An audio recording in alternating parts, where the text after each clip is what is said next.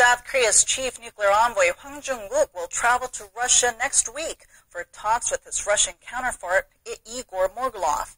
Seoul's foreign ministry says the two officials will talk about ways to restart the long-stalled six-party talks aimed at denuclearizing North Korea. The talks involve the two Koreas, the U.S., China, Japan, and Russia. But the last time all of them sat down for talks was in 2008. Hwang's 3-day trip to Moscow comes after he held talks with his U.S. and Japanese counterparts last month and a meeting with the Chinese nuclear envoy Woo Da-wei earlier this month. A group of Korean-American doctors are planning to visit North Korea in May for an annual medical exchange. Quoting the U.S. DPRK Medical Science Exchange, Voice of America said the North sent an invitation to 25 doctors last month for a forum in Pyongyang. During the 2-day medical science forum, the doctors are expected to share their latest findings in the field. The American organization said Pyongyang wants to learn advanced medical treatment methods, including those for cancer. VOA said, however, it's uncertain whether the group will be able to make the trip this year, as the regime has been restricting foreigners due to Ebola quarantine measures since October last year. Latest on the two North Korean fishermen who were found drifting on the South Korean side of the maritime border last Thursday. South Korea has notified the North that it will send the two fishermen back home, as they both wish to return to the North. Seoul's Unification Ministry says the South Korean Red Cross sent a message to Pyongyang earlier today that Seoul can return crewmen and the boat today or next Monday after the Lunar New Year holiday. The North said it can't give a response yet, as the official in charge of such matters is absent because North Korea celebrates its late leader's birthday until Wednesday.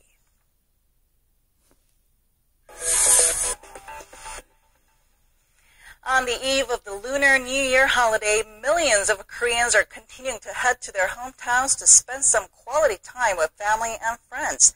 This year, the holiday runs from Wednesday to Friday, with the actual Lunar New Year's Day falling on Thursday.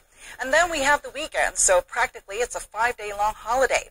We're already seeing traffic congestion on some of the major expressways. According to the Korea Expressway Corporation, it's taking about 6.5 hours to drive from Seoul to the southern port city of Busan right now.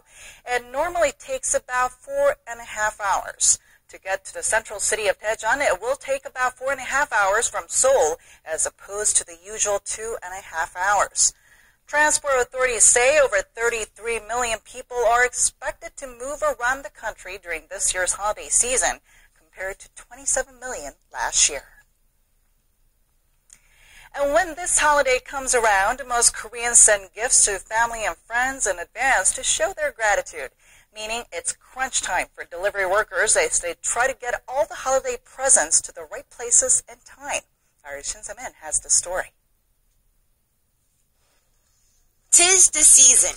The Postal Service in Korea gets flooded with packages filled with items like fresh fruit, meat, health products, and other popular seasonal gifts. They will be shipped to cities and towns across the country ahead of Lunar New Year's Day.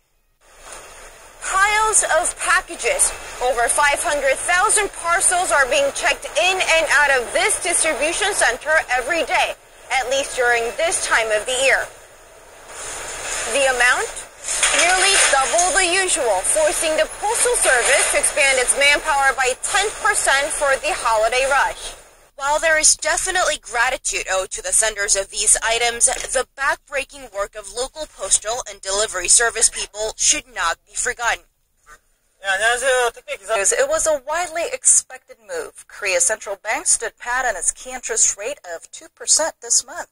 But with scores of countries around the world loosening their monetary policies, expectations are mounting for a rate cut in the first half of this year. Our Hwang Ji-hye has the details. The Bank of Korea kept its key interest rate steady at 2% for the fourth straight month on Tuesday. The top central banker said that more time is needed to determine whether the economy is on a solid recovery path, while expressing concerns over the snowballing household debt problem. We've decided to hold the key rate to see how the downside risks and upward potential develop.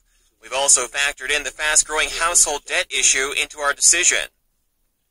But market expectations are growing for a rate cut in the first half of this year. They're being driven by the still weak economic sentiment at home despite aggressive government stimulus measures, along with a wave of global monetary easing that countries like China, India, Japan, and Australia are engaged in. Korea is heavily reliant on exports, and when other countries ease their monetary policies, it erodes the price competitiveness of local exporters. In that case, the Bank of Korea would want to take action. While Korea's low inflation rate also leaves room for more monetary easing, the central bank governor said that the current 2% key rate at a record-matching low was not holding back economic growth. Following the monthly monetary policy meeting last month, he said the key rate is sufficient to support growth. Now, all eyes are on the central bank's new growth forecast set to be released in April as a downward revision points to a need for further monetary easing to boost the ailing domestic economy. 황지혜, 아리랑 뉴스. Korea's producer prices fell for the 6th straight month in January to their lowest level in more than 4 years. The central bank says last month's producer price index slipped 1.2% from December. That's the lowest level recorded since November 2010. Compared to the same period last year, producer prices tumbled 3.6%, posting the sharpest annual decline since mid-2009. The central bank attributed the continuing drop to falling global oil prices.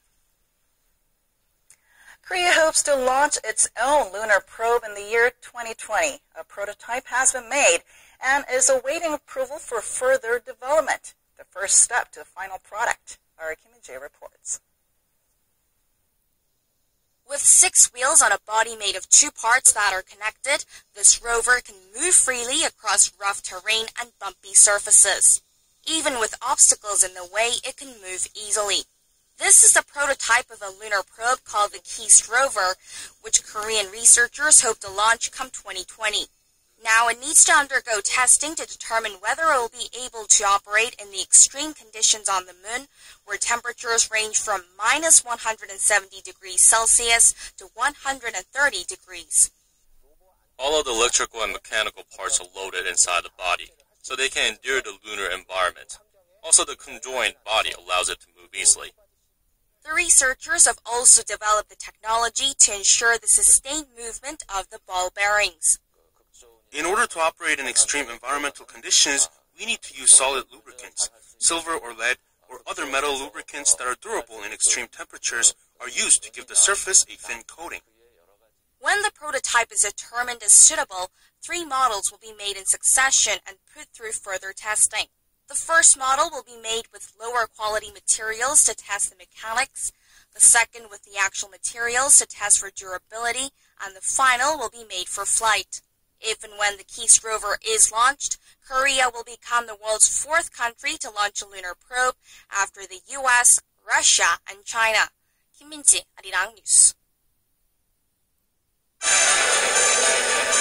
There are serious concerns over Greece's $270 billion bailout package after high-stakes negotiations between Athens and its European creditors collapsed into disarray. With more, we turn to Paul Yee at the News Center. Paul, each side has played their hand. Where do we stand right now?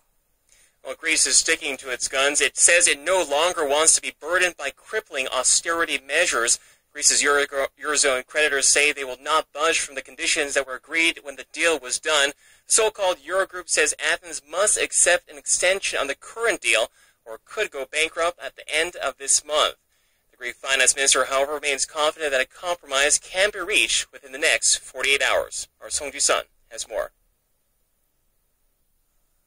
Talks between Greece and Eurozone finance ministers over Athens' debt crisis broke down on Monday after Greece rejected a proposal for a 6-month extension of its international bailout package, calling it unacceptable. Second wave of airstrikes on Islamic State targets in Libya this after Cairo vowed revenge for the horrific mass murder of 21 Egyptian Christians at the hands of the militant group. And Paul, we hear that Egypt is appealing to the international community to help them combat IS on this new front, which they say is so dangerous that it presents a threat to world peace.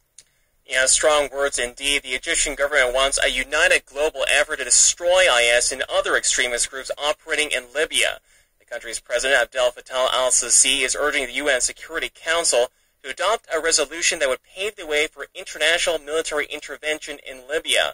And in a fresh warning, Cairo's top diplomats say if this problem isn't dealt with swiftly, it could spill into European soil in the coming weeks. Our Kim Hyun-bin reports. And shifting our focus to Indonesia, Jakarta has announced it will postpone the transfer of 5 prisoners to the location where Indonesia carries out executions. And all 5 of them are sentenced to death for drug offenses. Paul, this delay comes amid an international outcry for clemency. What's behind the decision? Well, aside from pressure from world leaders, Indonesia says the delay was prompted by various medical concerns as well as requests by the families to spend more time with the prisoners. But Jakarta remains firm that these executions will go ahead soon. The 5 prisoners, which include 2 Australian nationals, are due to be executed by a firing squad at a maximum security prison in Java. However, it's unclear when the executions will exactly take place. The postponement was announced on Tuesday by Indonesia's Attorney General's office.